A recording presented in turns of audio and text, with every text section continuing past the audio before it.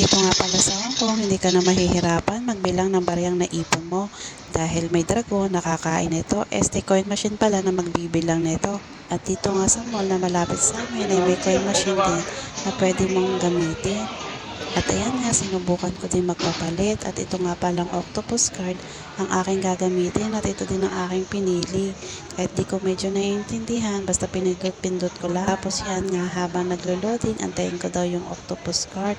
Tapos, pindutin ko lang yung kulay pula dyan at itap ko daw yung aking octopus card. Yun lang ang aking naiintindihan. At pagkatapos nga na, nilagay ko na itong aking barya na naipon. At ayan nga, sinimulan na ng dragon na kainin yung aking mga barya.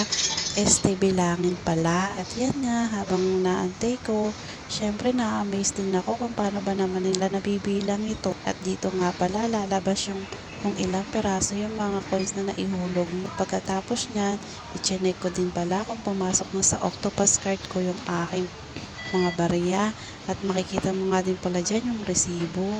O diba, napakagaling.